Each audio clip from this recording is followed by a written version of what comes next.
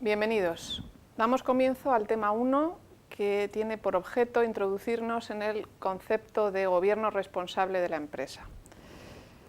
Cuando hablamos de gobierno de la empresa, tenemos que partir primero de la visión que tenemos de lo que es una empresa, el modelo de empresa y la teoría de la empresa.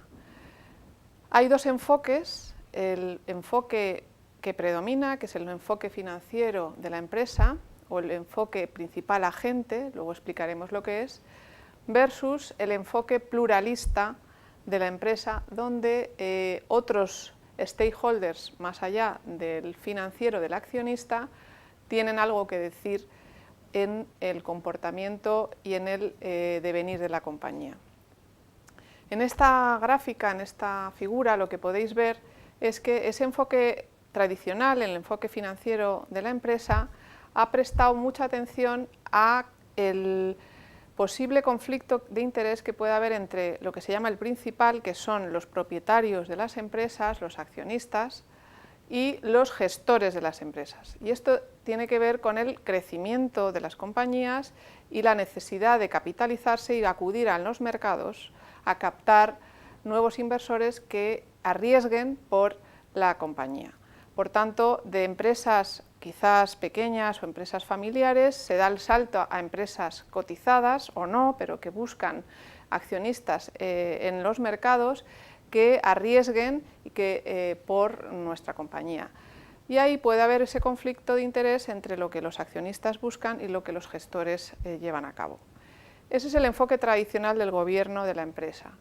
Si nosotros estamos hablando de responsabilidad social, entendemos que el modelo de empresa que predomina es un modelo pluri-stakeholder, o al que deberíamos aspirar, en donde el accionista es un stakeholder más y no es el fin en sí mismo, es un stakeholder relevante que apuesta por nuestra compañía, pero hay otros, como pueden ser nuestros clientes, nuestros proveedores o nuestros trabajadores, que sí que hacen una apuesta específica y a veces arriesgan y hacen inversiones específicas con conocimiento en nuestras compañías. Por tanto, debemos tener esa visión pluri-stakeholder y a partir de ella enfocar lo que hemos venido a denominar nosotros gobierno responsable de las empresas. ¿Y qué es ese gobierno responsable de la empresa o por qué se caracteriza en contraposición a lo que se viene denominando gobierno corporativo o buen gobierno de las empresas bajo un modelo puramente financiero? Pues desde esa perspectiva de modelo financiero o principal agente, hemos dicho que el principal serían los accionistas y el agente debe preocuparse por crear valor para esos accionistas. El objetivo es buscar esos beneficios extraordinarios y evitar los posibles conflictos de interés entre las dos partes. Bien, bajo el modelo pluralista, pluri-stakeholder, el objetivo ya no es los beneficios financieros extraordinarios, sino es la creación de riqueza neta total y el crecimiento sostenible de la compañía en el medio y largo plazo.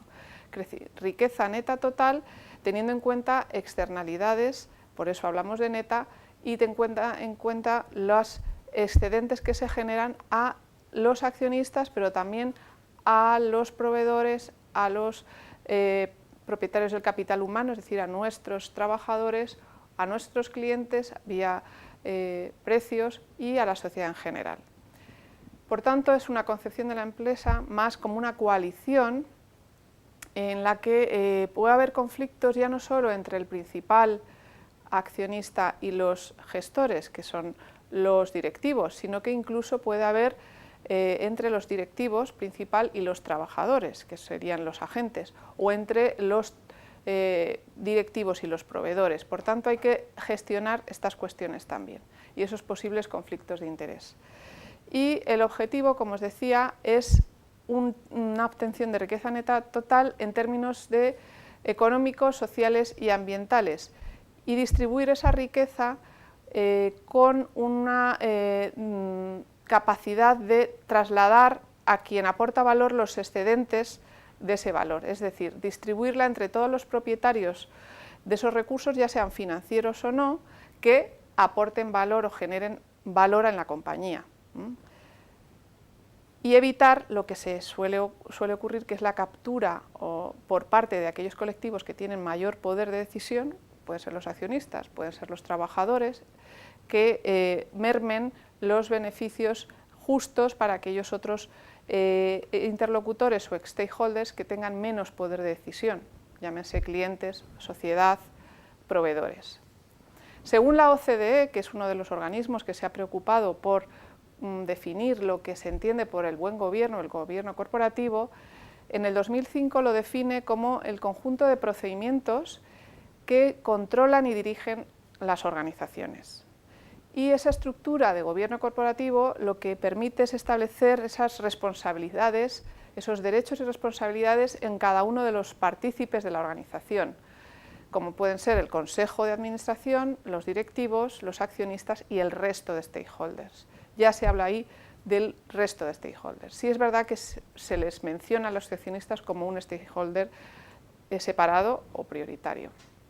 así como las reglas y procedimientos que se implantan en la empresa para la toma de decisiones. Y posteriormente la OCDE ha ido revisando sus estándares de buen gobierno y en las últimas versiones ha establecido pues, cuáles son esos principios del gobierno corporativo. Y el marco para que el gobierno corporativo funcione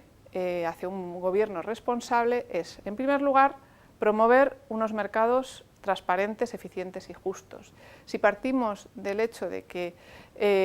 la información es la que facilita la empresa hacia los mercados y son los mercados quienes controlan la actuación de la empresa a través de esa información, hay que procurar que esa información sea material, relevante, eficiente y que llegue.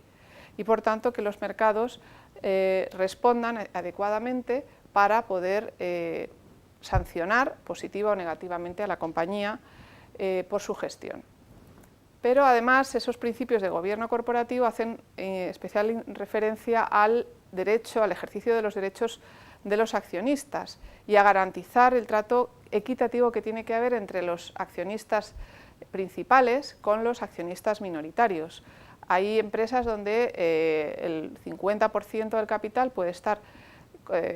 en manos de muy pocos accionistas y el resto estar muy diluido y por tanto los minoritarios no tienen ni oportunidad de sentarse en los consejos de administración y por tanto tener información casi diaria de la propia compañía